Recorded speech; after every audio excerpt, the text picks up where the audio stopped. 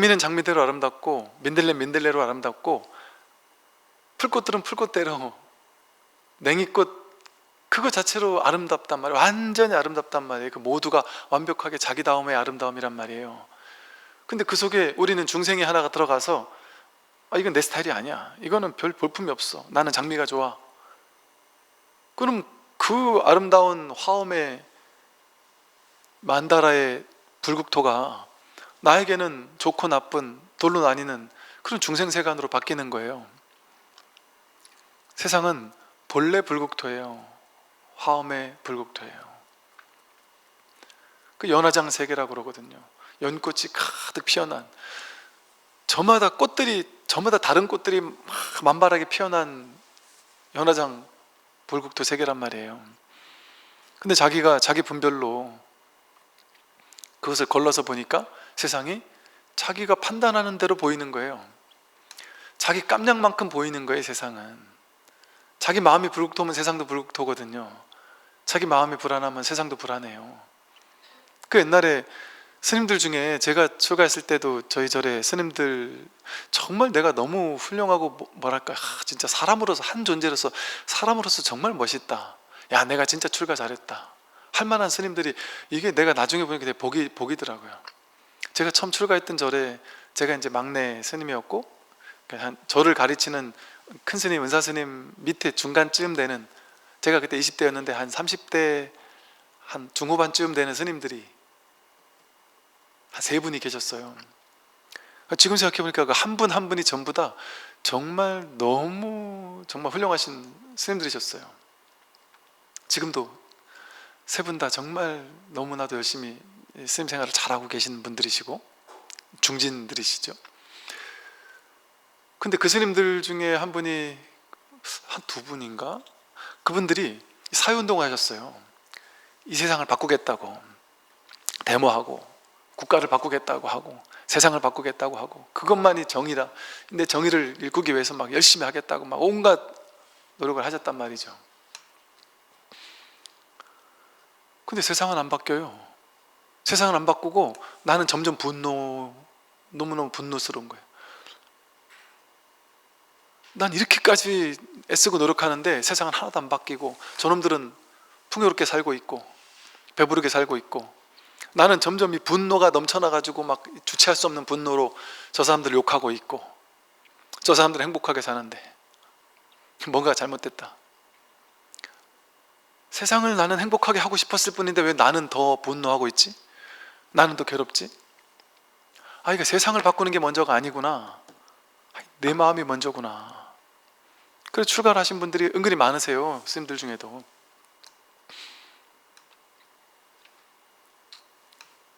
자기 마음을 깨달으면 세상이 일시에 고요해져요. 세상을, 여러분 세상을, 이 삼계혼기한 이 세상을 하나하나 다 바꾸려고 하면 불가능합니다. 왜냐하면요, 예를 들어 내가 보수예요. 그러면 보수적인 사람들이 생각하는 방식대로 세상을 바꾸면 이 사람들은 좋아하는데 저쪽 진보 사람들은 엄청 싫어해요. 지옥이 도래했다고 생각할 수도 있어요. 또 반대로 진보적인 사람이 진보적인 방식으로 세상을 딱 이렇게 바꿨다, 그럼 이 사람들은 환호할 수 있지만 저 사람들은 지옥 같다고 생각할 수도 있어요. 이 세상은 원래가 그런 거예요. 원래가 이것과 비슷해요. 제가 리모델링을 할 때 법당 디자인을 이렇게 색깔, 벽지 하나 고르는 것도 머리가 아프더라고요. 보편적으로 누구나 다 좋아할 만한 색상을 고르려니까 이게 머리가 아프더라고요. 그래서 이제 투표해가지고 그냥 다 해버렸는데, 나중에는 그때 제가 문득 든 생각이, 그때 신도님들하고 막 토론하다가, 야 이럴 때 부처님이 계셨으면, 누가 이제 그러는 거, 이럴 때 부처님이 계셨으면 딱딱 정해줄 텐데 부처님이 계시면 정해줄 수 있을까요? 부처님이 정해준 색깔을 모든 사람이 다 만족할까요? 부처님이 나타나셔서 벽지 색깔 이걸로 해라고 딱 정해줬으면 그걸 모든 사람이 만족할까요? 아니죠. 그 색깔을 어떤 사람은 좋아하고 어떤 사람은 싫어해요. 부처님이 정해줬어도. 그게 바로 분별의 세계예요. 중생의 분별은 다 만족시킬 수 없습니다, 본래가.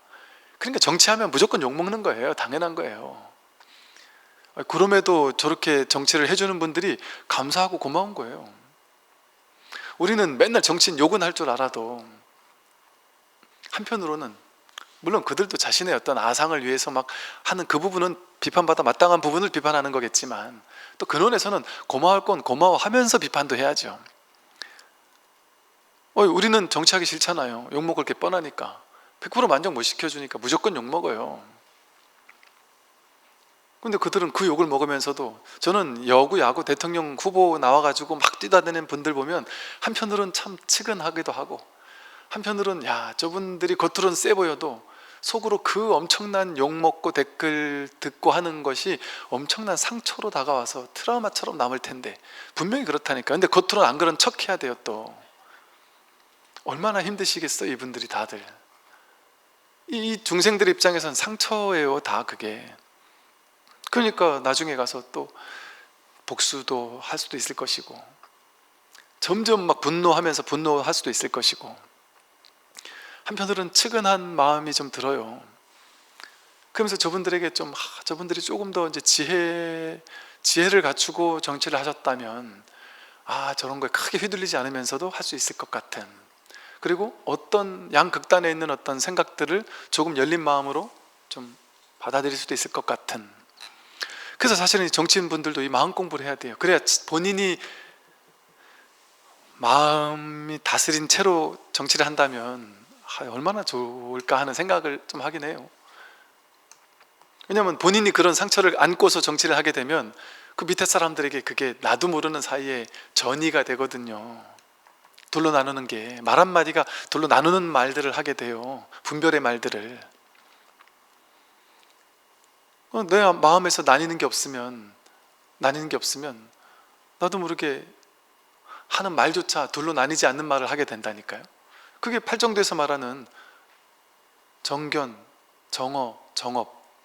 바른 견해, 정견이 있으면 정어, 바른 말, 분별하지 않는 말들을 하게 돼요. 막 두 진영으로 나눠서 이쪽 저쪽 진영, 남녀 뭐 이런 것들 자꾸 나누는 어떤 그런 것보다도,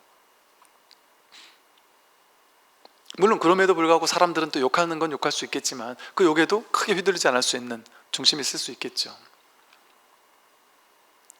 그런 참 욕을 먹으면서도 그렇게 하시는 분들이 세상에는 있는 게 너무나도 자연스럽고 당연한 거예요.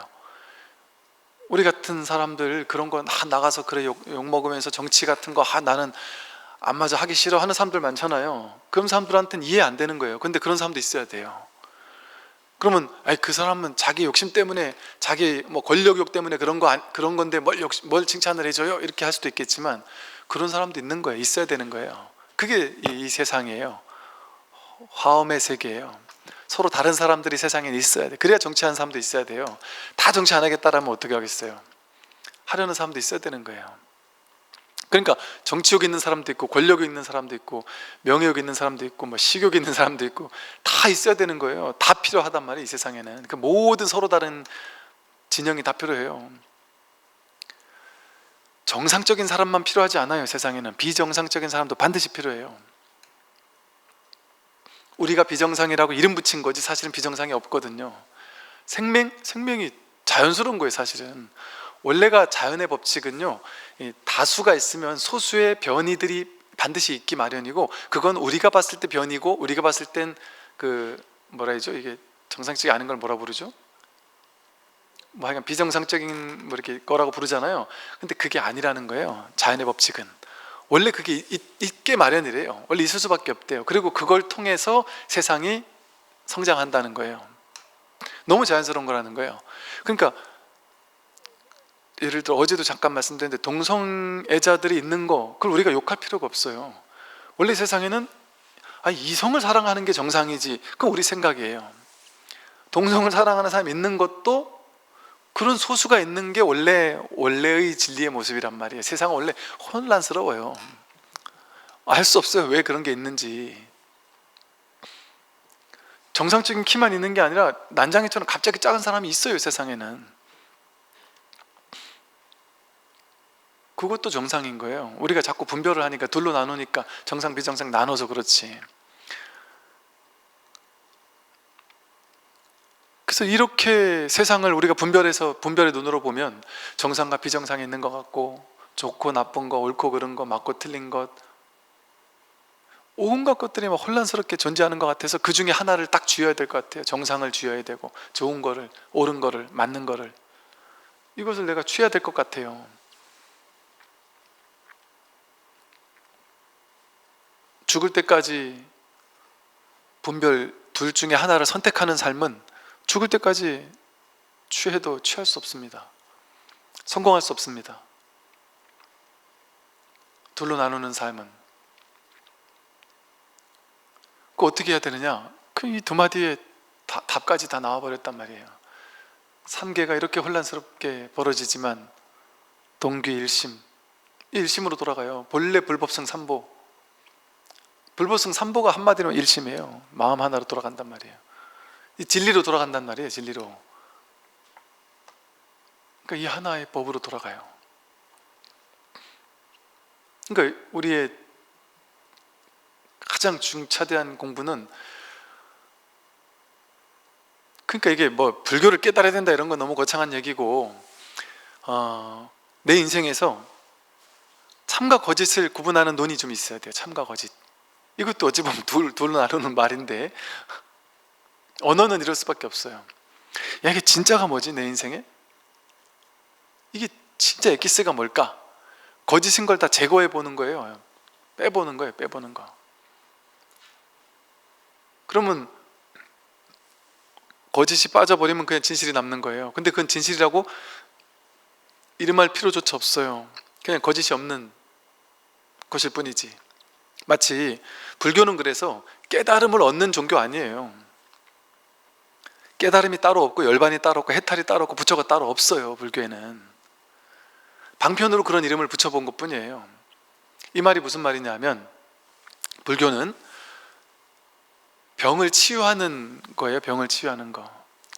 병이 있는 사람이 병 때문에 괴롭잖아요. 그럼 그 사람에게 맞는 약을 주는 거예요. 그럼 그 사람 병이 낫다, 그럼 끝이에요. 병 없이 그냥 인생을 편하게 사는 거예요. 병 없이 정상적으로 사는 거예요. 그냥. 근데 그 병 나은 사람을, 병자 입장에선 병 나은 사람이 대단해 보이잖아요. 병자 입장에서는 병 나은 사람이 지상 최대의 목표잖아요. 그러니까 병자들 입장에서는 병 나은 사람을 부처, 열반, 해탈, 깨달음 이렇게 이름 붙여놓은 거예요. 근데 병 없는 사람 입장에서는 그걸 뭘 부처라 그래요. 난 그냥 이렇게 평범하게 살고 있는데. 불교는 그래서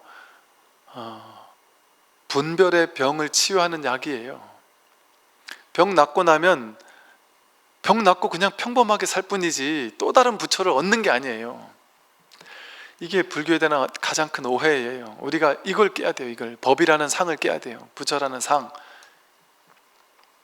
왜 그러냐면 2500년 동안 부처라는 상이 너무 거대해, 우리는 가 닿을 수도 없을 만큼 너무 막 거창하고 거대해졌기 때문에 이게 우리를, 공부를 방해해요.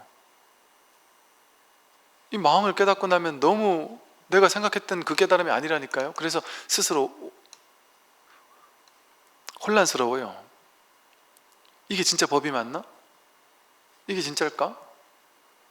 난 이런 깨달음, 내가 생각했던 깨달음 이런 거 아닌데?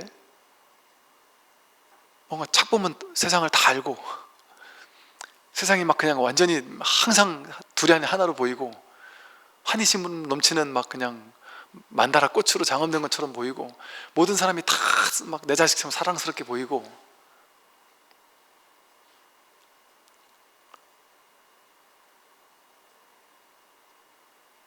탁 보면 그 사람의 전생까지 막 훤히 보이고, 야, 이 사람 1시간 후에 어떻게 되겠다가 훤히 보여서 집에 갈 때 조심하세요 이렇게 한마디 해주고, 그럼 그 다음날 그 사람이 막 그냥 뛰어와서 야, 어떻게 하셨습니까 하면서 나를 막 대단하게 이렇게 찬탄하고, 그런 걸 깨달음이라고 우린 착각해왔단 말이에요.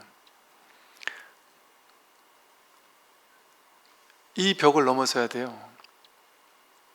이걸 받아들일 수 있어야 돼요. 이거는 그렇다고 해서 이게 불교가 그럼 아무것도 아니네, 아무것도 아닌 게 아니에요. 이게 이제 점점 불교가, 이 평범한 불교가 전부예요. 전부. 모든 괴로움을 해결하는 이것뿐이니까 죽음, 생사가 여기서는 딱 붙을 자리가 없다니까요. 생사가 해결된다니까요. 생사를 해결한 일일 뿐 아니라 여러분 옆에 있는 내 자식 하나 구제하기 힘들잖아요. 사랑하는 사람 하나 구제하기 힘들잖아요. 이 공부는요, 이 아무것도 아닌 것 같은 공부가 삼천대천세계를, 금강경에서 말하듯이 삼천대천세계를 칠보로 장엄하는 것보다 훨씬 더 헤아릴 수 없을 정도로 더 큰 공덕이 있다. 우주 삼천대천세계 전체를 일시에 구제하는 거니까 이게 얼마나 말로 할 수 있는 장엄이 아니에요. 말로 할 수 있는 공덕이 아니에요. 이 공덕은 공덕으로 따진다면. 그런데 이 공덕은 또 아무것도 아니기로 따지면 아무것도 아닌 공덕이에요. 이게 이걸 뭘 이렇게까지 뭐 심각한 얘기로 설법을 해야 되나 싶을 정도로 너무 쉬운 얘기예요. 지금 이게 어찌 보면. 근데 여러분 가운데 아마도 많은 분들이 그런 것 같아요. 제가 보기에는 깨달음은 엄청난 거야라는 여러분 머릿속에 있는, 여러분은 진짜 깨달음을 얻고자 하는 게 아니고 여러분 머릿속에 모양으로 만들어 놓은 그 깨달음을 찾아서 추구한단 말이에요. 그러니까 그거는 도달할 수가 없어요. 자기가 마음으로 만들어 놓은 깨달음인데 그걸 먼저 내려놔야 돼요. 그래야 이 아무것도 아니고 평범한 깨달음이 그냥 납득이 되고 내가 공감이 된단 말이에요. 그리고 처음에는 또 뭔가 체험의 순간 잠깐 지나가고 나면 또 헷갈린단 말이에요. 계속 헷갈려요. 그게 정상이에요. 그런 분들 요즘에 너무 많이 자꾸 질문을 하셔가지고 이제 입이 아플 정도예요. 그게 정상이다. 그래서 시간이 필요하다. 이 도노후 점수라는 것은 오래오래 시간이 필요해요. 단박에 막 그냥 세상이 막 환해지고 막 이러지 않는다니까요. 그러니까 이게 뭐 초견성 했다고 해서 본인이 막 깨달은 것처럼 어리석은 사람이에요. 그럴 수가 없어. 그러지 않아요. 그 깨달음이라고도 입 밖에 낼 수도 없어요. 내면 안 되고. 또 저 집안의 분위기 자체도 원래 그래요. 깨달았다고 하면 오히려 더 번거롭고 거창스러워요. 깨달음은 깨달음 그 행동을 해야 되는데 행동이 따르지 않고 입만 깨달았다고 하면은 남들이 깨달았다고 인정해 주겠어요? 자기만 깨달았다고 하는 거지. 그러니까 깨달았어도 초견성을 했어도 그런 뭐랄까 부처님 같은 인격과 부처님 같은 그 진짜 불이법에 온전히 젖어서 이게 하나로 삶으로 구현되는 건 시간이 오래오래 걸릴 수밖에 없단 말이죠. 저도 그렇게 안 되고 있고, 그러니까 계속 여러분과 함께 이렇게 법회하면서 같이 공부하는 사람이라고 하는 거예요. 진실이니까. 그러나 참 이 공부가 즐겁죠.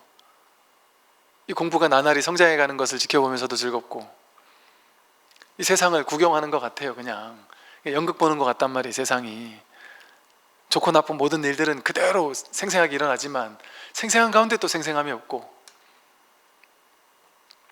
이 공부가 이제 즐거워진달까?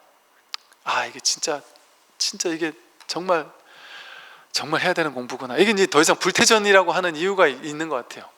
이제 퇴전할 수가 없어요. 이제 이 공부를 한번 맛보고 나면 어떻게 여기서 퇴전할 수가 있을까? 이 공부가 이렇게 공부가 뭐 자라난다는 표현이 그렇지만 자라나는 걸 보면서 안목이 달라지는 걸 보면서 그러면서 또 스스로 또 부족하는 것도 본단 말이에요. 그러면서 이걸 놓칠 수가 없어요. 이제는 이걸 버릴 수가 없어요. 이 공부 계속하게 돼요.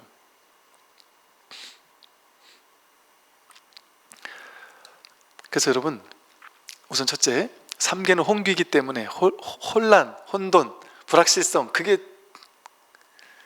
정답, 그게 옳은 거, 그게 진실이에요. 그러니까 그걸 바꾸려고 하지 마세요. 그걸 바꾸려고 해서 뭔가 정리하려고 하면 괴로워요. 원래가 정리가 안 되는 거예요. 저도 옛날에 불교 교리를 쌈박하게 정리해서 신도님들에게 뭔가 이건 이거 저건 저거 착착착 그래프 그려가면서 정리를 착착 해주면 너무 좋겠다 이 생각을 하고 살았었는데, 그 생각을 놓고 나니까 너무 좋아요. 정리되지 않아요. 이게 여러분, 제가 하는 말을 정리하려고 하면 여러분 실패해요. 반드시 필패. 왜? 제가 오늘은 이 말에다 내일은 저 말하거든요. 이제 뻔히 거기는 한번 여기에 저의 희롱에 여러분들 충분히 놀아나 봤잖아요. 오늘 이렇게 얘기했다, 내일은 저렇게 얘기했다가, 뭐 깨달음이 대단한 것처럼 얘기했다가 아무것도 아닌 것처럼 얘기했다가, 반드시 막 열심히 해서 깨달아야 된다고 했다가 열심히 하면 안 된다고 했다가, 열심히 해보라 그랬다가 할 수 있는 게 없다고 했다가, 노력하면 절대 안 된다고 했다가, 열심히 찾으라 그랬다가 찾으면 안 된다고 했다가, 죄라는 건 본래 없다고 했다가, 윤리도덕적으로 살아야 된다고 했다가 한단 말이에요. 이러고 왔다 갔다 한단 말이에요. 이거 어떻게 정리할 거예요, 여러분? 제가 하는 말을 어떻게 하나로 내가 쫙 깨야지, 명확하게 깨버려야지, 그럴 수가 없어요. 이 공부는. 그 포기해버리세요. 이 혼란을 있는 그대로 인정해버리세요. 여러분 인생이 이해 안 되는 거 인정하세요. 이해 안 돼요. 이해할 수 없어요. 다 이해 못해요. 이해할 수 있는 게 아니에요. 안다, 내가 이제 알았어, 알 수 없어요. 알기를 포기할 때 알 수도 없고 모를 수도 없는 이 자리가 드러나는 거예요. 이거 알 수 있는 게 아니에요. 그러면 속편해요. 내 인생이 뭔가 확 정해져야 된다라는 생각 없습니다. 그 살다가 갈 때 되면 가는 거지. 그게 진리 아니에요? 그걸 받아들이면 얼마나 속편해요? 죽지 않으려고 바닥바닥 노력하면 죽음이 왔을 때 괴롭잖아요. 근데 본래 우리는 무조건 죽어요. 무조건 죽어요. 이 몸을 나라고 생각하면 몸은 죽거든요. 그러니까 이 현상적인 차원에서 방편으로 설법을 한다면 그걸 받아들여라 이거예요. 그걸 받아들여라 이거. 이게 방편이지만 아주 좋은 방편이에요. 죽음을 받아들여라. 혼란을 받아들여라. 본래 진리가 불확실성이고 불확실한 것이다. 내가 이걸 딱 확실하게 만들려고 하면은 답이 없다. 정답을 낼 수가 없다. 내 미래가 어떻게 될지 알 수 없다라는 것을 온전히 허용해버리면 알 수 없음 속에서 두렵지 않아요. 완전히 허용해버리면. 그리고 신기한 거예요. 새로운 거예요. 날마다 새롭고 놀라운 하루하루가 그냥 펼쳐지는 거예요. 놀이처럼. 그 흥미로운 연극 속에서 우리는 유희산매를 즐기듯이 삶을 재밌게 가지고 놀면 돼요. 심각해하지 않으면서. 옛날에는 세상이 부조리한 어떤 사람의 아픔을 보고 분노했었거든요. 세상을 왜 저렇게 만들었을까? 정치하는 사람들은, 내지는 저 나라 사람들은 왜 저럴까? 측은하되 그때뿐이죠.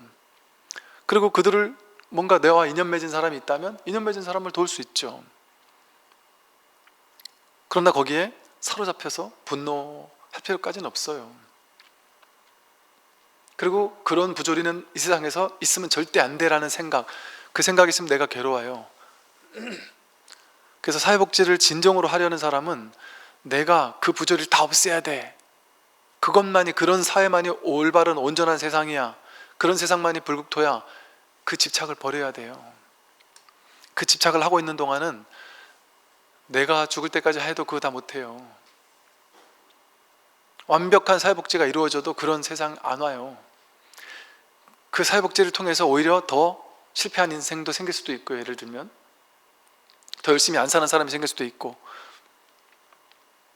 사실은 그 부조리가 있고 문제 있는 사람도 있고 문제 없는 사람도 있고, 비정상도 있고 정상도 있고, 가난도 있고 부자도 있고, 너무 열악한 환경 속에 사는 사람도 있고 그렇지 않은 사람도 있고, 때로는 세상 100% 정의롭게 못해요. 요즘 백신 때문에 욕도 많이 하고 온갖 일들이 벌어지잖아요. 답이 있을까요? 답이 없어요. 여러분 답 가지고 있습니까? 우리는 욕은 잘해도 여러분이 그 자리에 가 있으면 거기선 답이 있을까요? 이렇게 해도 저런 사람들한테 욕먹고 저렇게 하면 이런 사람한테 욕먹어요. 그래도 백신은 맞아야 전체가 빨리 안정되지 않겠나 하는 생각을 가진 사람도 많고, 그럼에도 맞으면 안 된다라고 생각하는 사람도 많고. 원래 다 욕먹는 거예요. 정책을 한다라는 것은. 왜? 절대 진실은 없거든요. 근데 사람들은 이게 절대로 맞거나 저게 절대로 맞다라는 생각이 있으니까. 근데 정책이라는 건 어떤 하나를 밀고 나가야 되잖아요. 물론 이제 거기서 조금 조금 현상적인 정도적으로 조금 어쨌든 좀 이렇게 그 가운데 가장 근데 바람직한, 가장 그래도 좀 치우치지 않은 선택을 하는 노력을 할 필요는 있겠죠, 정치인들이. 그런 걸 찾아가서 어떤 그 절묘한 줄타기?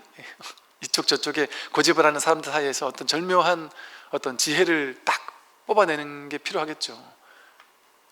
이게 지혜가 없으면 불가능할 수도 있을 것 같아요. 그래서 이 현상적인 방편으로 다시 한번 정리를 한다면, 현상적으로는 여러분 삶에 명확하기를 포기하세요. 확실해지기를 포기하세요. 그럴 수 없습니다. 나는 반드시 10년에 뭐가 돼야 돼? 이거 안 돼요. 될 수가 없어요. 그럼 괴로워요. 근데 한 10년쯤 뭐가 됐으면 좋겠어. 안 되면 어쩔 수 없고. 그러나 나는 지금으로선 내가 그게 최선이니까 난 그 최선을 향해 나는 지금 매 순간 최선을 다할 거야. 그러나 언제든 변화 가능성은 있어. 언제든 바꿀 수 있는 열린 마음은 있어. 더 올바른 지혜가, 더 올바른 판단이 생긴다면 난 그 바꿀 의도도, 의향도 있어. 그러나 지금으로선 이게 최선이라고 생각하니까 난 이 일을 최선을 다해 하는 거야, 매 순간순간. 그러나 결과에 대한 집착이 없으니까 돼도 좋고 안 돼도 좋아. 안 된다면 내 시절 인연이 안 되는 거겠지. 그걸 도움으로 언젠가는 또 될 때가 있겠지. 지금 요걸 발판 삼아 나중에 진짜 시절 인연이 왔을 때 더 크게 될 수도 있겠지. 그러나 되든 안 되든 그건 알 수 없다. 그렇게 내맡기고 살 수 있게 된단 말이에요. 좀 집착을 내려놓고 살 수 있게 된단 말이죠. 그러나 매 순간순간 최선을 다해요. 그래서 지금을 산단 말이에요. 지금을 열정적으로 지금을 살아요. 결과에 대한 두려움 없이, 결과대로 안 되는 거에 대한 분노 없이, 누군가를 탓하고 욕하는 거 없이 순수하게 지금 여기서 내가 할 수 있는 최선만 다할 뿐이에요.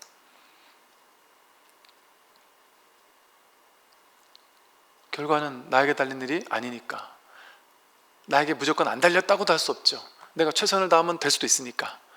근데 될 수 있는지 될 수 없는지가 100% 정해진 게 없으니까 그건 나에게 달린 일이 아니에요. 그러니까 부처님께 맡겨라 이런단 말이에요. 그럼 뭐 부처님이라고 말을 하니까 부처님이지, 생각을 가지고 판단해서 그렇게 할 필요 없이 턱 맡기는 거예요. 그러니까 뭐 장자인가 그러잖아요. 이렇게 동서남북에 있는 신들이 중간에 있는 혼돈의 신을 찾아가서 아주 융숭한 대접을 받아가지고 고마워서 혼돈이라는 신에게 뭔가를 주고 싶었는데 이 혼돈은 눈, 코, 입이 없더라는 거예요. 그래서 우리처럼 저 혼돈에게도 눈, 코, 입을 만들어주자. 그래서 눈, 코, 입을 뭐 뚫어주자마자 뭐 죽었다든지 이런 얘기가 뭐겠어요. 질서를 부여하면 안 된단 말이에요. 혼란스러운 혼돈 그 자체로서 아름다운 거예요. 혼돈 그 자체로서 아름다운 거예요. 불확실하고 이 세상이 이렇게 뭔가 비정상적인 것처럼 느껴지기도 하는 그 자체로 자기 생각 속에 정의를 만들어놔서 그 속으로 세상을 딱 꿰맞추려고 하면 세상이 그렇게 맞아지겠습니까? 내 인생도 내 마음대로 안 되는데 세상이 내 마음대로 되겠습니까? 안 돼요. 포기하세요. 세상을 있는 그대로 허용해 주란 말이죠. 그러나 왜 그렇게 욕을 하는 시간에 차라리 내가 세상은 왜 이래 부조리합니까? 하고 욕하는 시간에 그 안 되는 걸 받아들이고 내가 할 수 있는 거 하나를 하면 돼요. 그냥 힘든 사람 한 명 도와주면 돼요. 나와 인연 맺은 사람 행복하게 해주면 돼요. 고통받는 사람 그 고통을 좀 덜어주면 돼요. 어떤 방법으로든 자기가 잘할 수 있는 방법으로, 꼭 돈으로만 해줘야 되는 거 아니에요. 저는 저다운 방식으로 이렇게 그냥 강의를 하고 다니는 거예요. 서울 부산 왔다 갔다 하면서. 어떤 사람들은 이게 이제 방송이나 언론 이런 거 노출의 힘인가 봐요. 혹은 이 노출의 그 오해인가 봐요. 제가 이게 법회 일주일에 딱 3번 해요. 완전 놀고 먹는 사람이죠. 저는 안 그래요. 완전 노는 사람이죠. 일주일에 법회 3번 하잖아요. 근데 법회 3번 하는 게 유튜브에는 맨날 올라가요. 이걸 또 쪼개가지고 막 올리시고 그러니까 그거 일주일 내내 법문이 올라가는 것 같아요. 1시간 반짜리 3번 하는데. 제가 누구 얘기 들어보니까, 학원 선생님 얘기를 들어보니까요, 아니 뭐 잘 나가는 학원 선생님들이 하루에 한 번 강의 시작하면 3번 3시간을 강의를 한대요. 풀로 3시간 강의를 하는데, 어떤 사람은 뭐 방학 특강 같은 거를 맡은 사람은 3번 방학하는 특강을 하루에 3타임 4타임을 한답니다.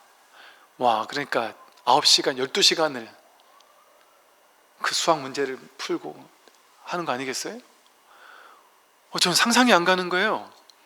저는 이거 지난번에 여기서 1시간 반씩 강의 2번 연달아 했었잖아요. 힘들더라고요. 2번 연달아도 힘든데, 그 사람들은 참 대단하다. 나는 완전 놀고 먹는 거구나. 그 사람들은 매일같이 주말까지 학생들 강의를 하루에 8시간, 9시간, 10시간을 한다니까. 물론 돈은 많이 버시겠지만 얼마나 힘들겠어요. 그러니까 많은 분들이 저를 걱정을 해주시던데, 제가 그렇게까지 막 열심히 막 그냥 미친 듯이 몸 안 돌보고 사는 그런 사람이 아니라, 그냥 미디어에 나오니까 그렇게 보이는 걸 뿐이에요. 저는 편안하게 그냥 서울 부산 올 때도 막 힘들겠다 하는데, 저는 힘든 게 아니라 매주 여행을 다녀요. 진짜로 매주 여행을 다녀요. 그래서 이제 심심할 만 하면 여행을 떠나요. 또 서울로. 또 서울이 또 심심할 만 하면 또 부산으로 여행을 떠나요. 또 공부하다가 공부가 안 되면은 뭐 쉽게 말해 옛날같이 막 요즘 말로 막 빡세게 공부 안 해요. 공부하다가 안 되면 쉬어요. 놀고 잠도 자고 바닷길 산책도 하고 산에도 올라가고 놀면서 그 열심히 살긴 사는데, 뭔가 쉬자고 열심히 하는데 그냥 쉬어요.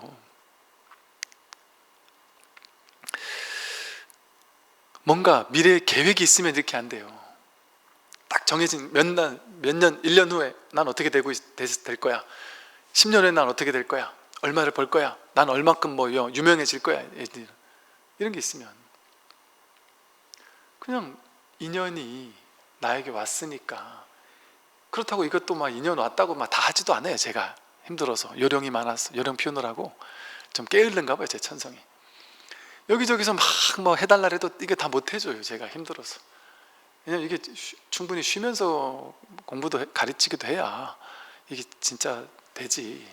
뭐 그냥 그렇게 바쁘게 하는 것만이 또 그렇게 좋은 것 같지는 않아요.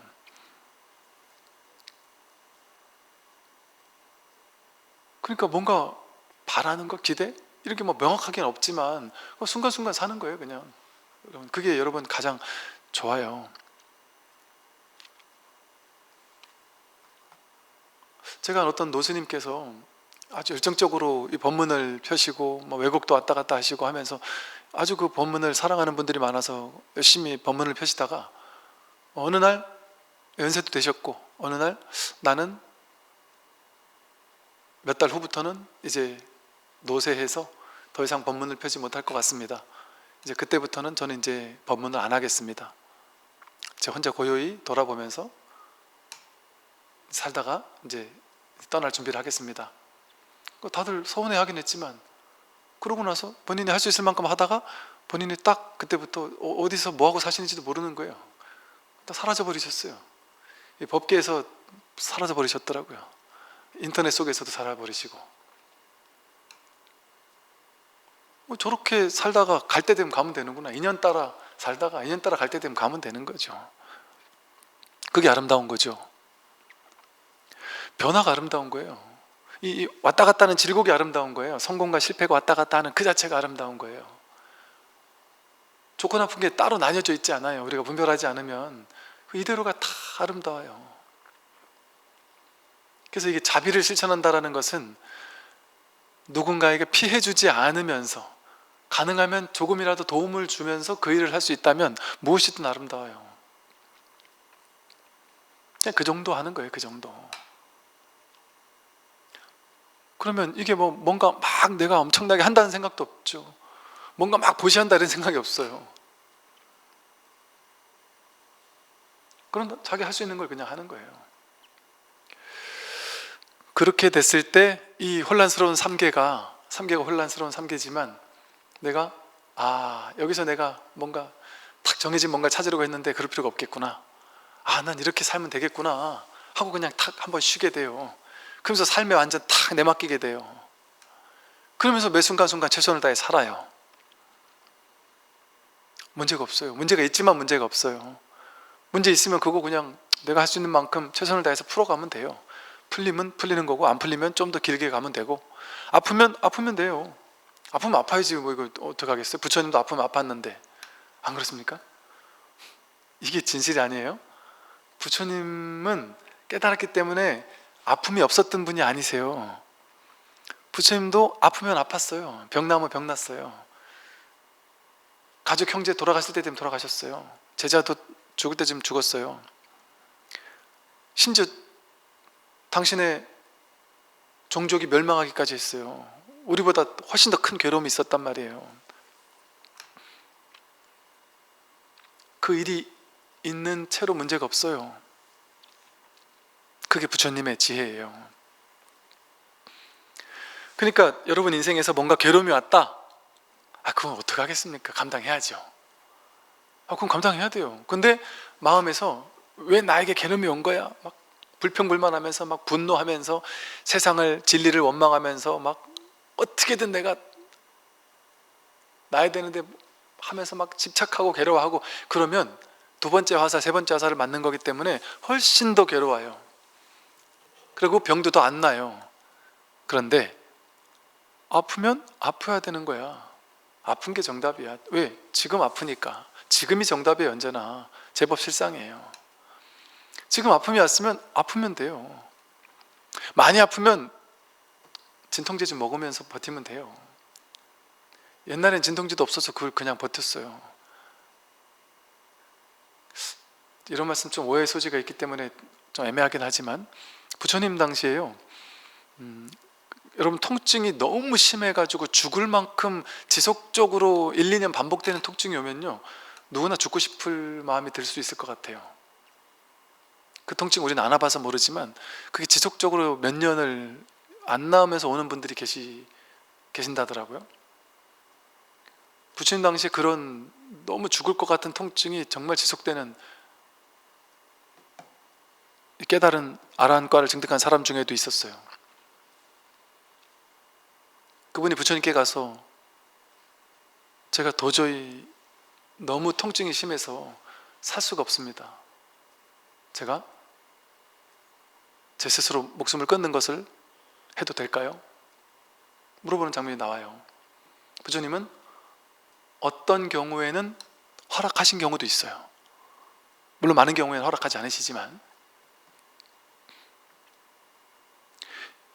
이런 말이 좀 조심스럽긴 한데, 그렇다고 이게 막 무조건 좋다, 허용이 된다 이런 얘기를 하는 건 아니에요. 그만큼 이게 무슨 말이겠어요? 고통스러울 수 있어요. 그리고 그걸 감당해야 될 때는 감당해야 될 수도 있어요. 그럼 감당해야 돼요. 도저히 못하겠으면 약 먹고. 그래서 우리 인생에, 여러분 인생에 마냥 행복한 것만 주어지지 않아요. 왜? 그러면 이게 우리가 깨달음을 원할 수가 없거든요. 행복한 삶에서는. 왜? 괴로움이 있어야 괴로움에서 벗어남이 있잖아요. 불교는 괴로움에서 벗어남이에요. 그러면 누가 괴로움에서 벗어날 수 있겠어요? 괴로운 사람만이 괴로움에서 벗어나겠다고 발심할 수 있어요. 그리고 또 여러분들은 이 에고로서의 이 존재는 업을 짓고 살았잖아요. 그러니까 업은 이 균형의 법칙에 따라서, 인과응보의 법칙에 따라서 업을 지은 것은 풀려나가야 되거든요. 이 균형이 맞아져야 되거든요. 내가 악업을 많이 졌으면 그 과보를 받아야 되는 게 맞아요. 또 그게 꼭 굳이 악업이 아니더라도 어떤 업을 지었을 때 그 업이 풀려나갈 때 또 다른 방식으로 풀려나갈 수도 있거든요. 그럴 때 일시적으로 그 아픔을 감당해야 될 수도 있어요. 그 통증을 감당해야 될 수도 있고. 그럼 그건 내가 온전히 받아들이면서 그냥 감당해야 돼요. 감당하겠다 하고 확 받아들이면 훨씬 더 빠르게 지나간단 말이죠. 내 마음으로 두 번째 화살 안 맞기 때문에 마음으로 막 버티면서 거부하면서 그 괴로움을, 고통을 느끼는 것과 확 받아들이면서 느끼는 건 다르단 말이에요. 그러니까 심지어 죽음이 결정된 사람도, 내가 6개월 후에 죽는다라고 이렇게 시한부 인생 결정된 사람도 처음에 막 분노하지만 나중에 그걸 확 받아들이고 나면 죽음이 용납이 되고 죽음이 수용된다 그러죠.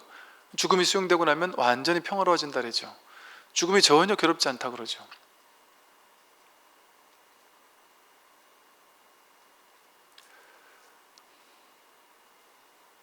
사실 우리가 이 진실에 놓고 보면 잠들 때 죽고 있지 않나요? 잠드는 게 죽는 거예요. 어찌 보면 잠들 때 내가 사라지잖아요. 나란 아상, 에고, 분별이 탁 그 일시적으로 쉰단 말이에요. 사라진단 말이에요. 거기 내가 없어요. 꿈도 없는 깊은 잠에 빠지면 그 내가 있어요?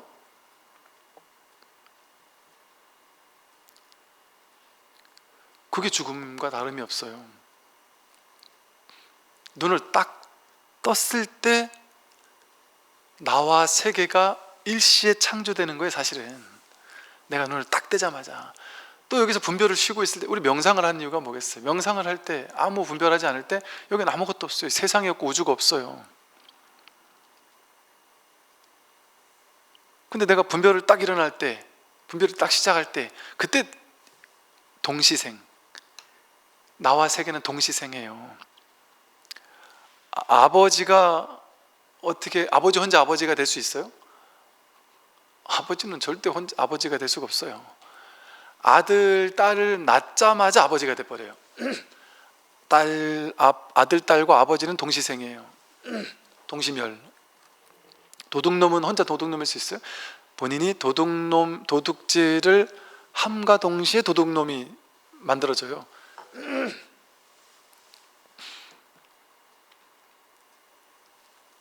이 세상은, 나와 세계는 항상 내가 한 생각 일으킬 때, 나와 세계라는 한 분별을 일으킬 때 동시생이에요. 그러니까 이 세상 전체가 매 순간 이게 동시생하는 거예요. 본래는 한 일도 일어난 바가 없어요. 고요하단 말이에요. 불생불멸이에요. 생하는 것도 없고 멸하는 것도 없어요. 생멸이 있다면 그것은 분별 속에서의 일이에요. 그러니까 우리는 내 인생에선 생이 있고 멸이 있잖아요. 당연히 있죠. 내 인생에서는 윤회가 있죠. 분별의 입장에서는, 우리는 분별의 입장에서 보는 사람들이잖아요. 중생이니까. 중생에겐 다 윤회가 있죠.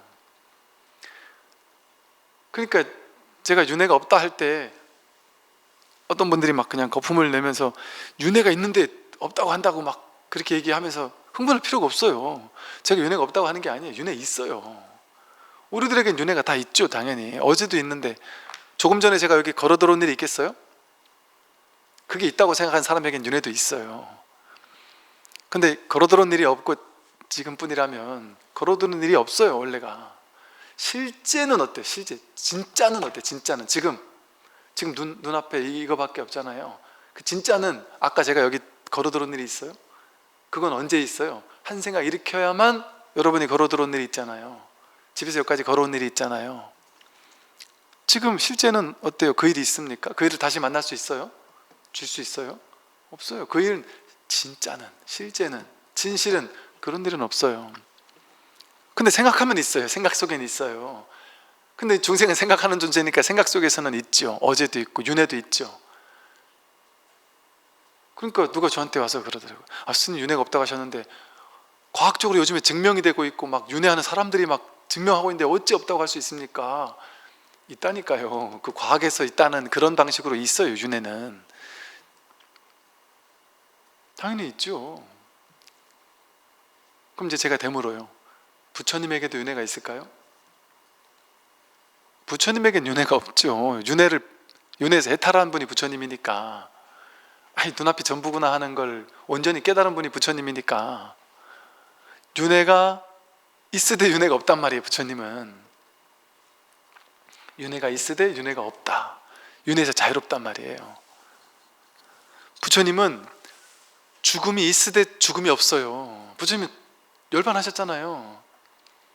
부처님도 돌아가셨단 말이에요. 근데 부처님은 죽지 않았어요. 이렇게 부처님에게는 죽음이 없는 거예요. 죽음이 있으되 죽음이 없는 거예요.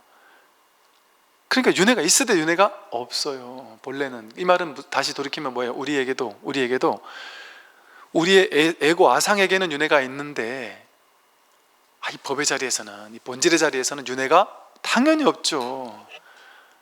근데 제가 없다고 할 때는 이 법의 자리를 얘기를 하는 거고, 윤회가 있습니다 하면서 전생에 이런 일이 있으니까 이랬겠죠 라고 할 때는 그건 그냥 우리 분별의 자리에서 윤회를 얘기를 하는 거예요.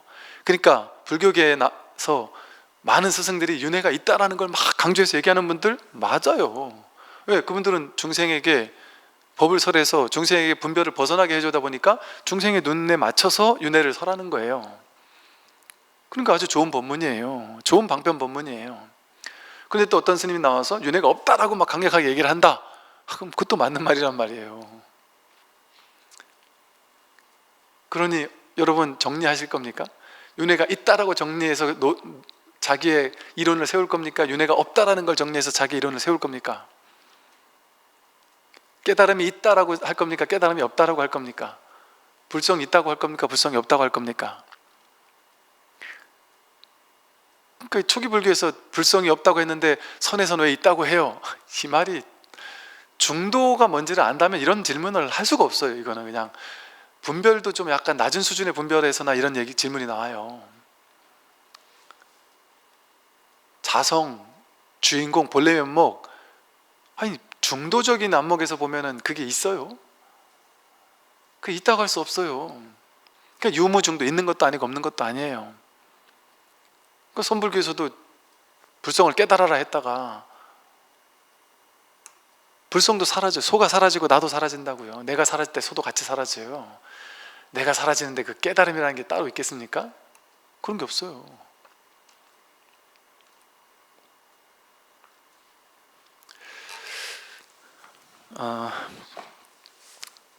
오늘 달마 혈맹론을 제가 천천히 나간다고 했는데 너무 천천히 나가고 있네요. 이제 다음 시간부터 해서 조금 더 진도를 바르게 나가도록 하겠습니다. 오랜 시간 들어주시느라고 수고 많으셨습니다. 수고 많으십시오.